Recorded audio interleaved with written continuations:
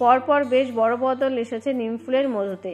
এক তো টিআরপি থাকা অবস্থাতেই স্লট বদল করা হয় জি বাংলার হোম প্রোডাকশনে তৈরি এই সিরিয়ালের।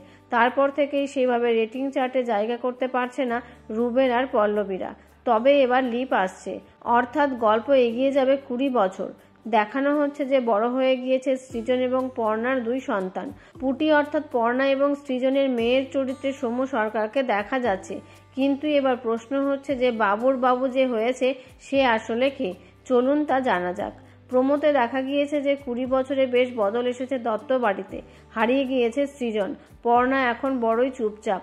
শাশুড়ি আর বৌমার দ্বন্দ্ব আর তেমন নেই, বরং পর্ণার শাশুড়ির সব ভালোবাসা এখন বাবুর প্রতি। আগে ছেলেকে নিয়ে সারাদিন মজে থাকতো, আর এখন নাতিকে নিয়ে। এই ধারাবাহিকে বাবুর বাবু হিসেবে দেখা যাচ্ছে রাজদীপ গোস্বামীকে, যিনি হইচইয়ের বিখ্যাত ওয়েব সিরিজ সম্পূর্ণা 2-তে অভিনয় করেছেন। দেখা গিয়েছে তাকে নষ্ট নিরেও।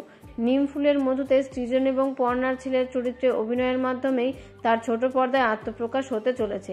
ইনস্টাগ্রামের বায়ো বলছে যে রাজদীপ গোস্বামী অভিনয়ের পাশাপাশি ভালো গান করেন।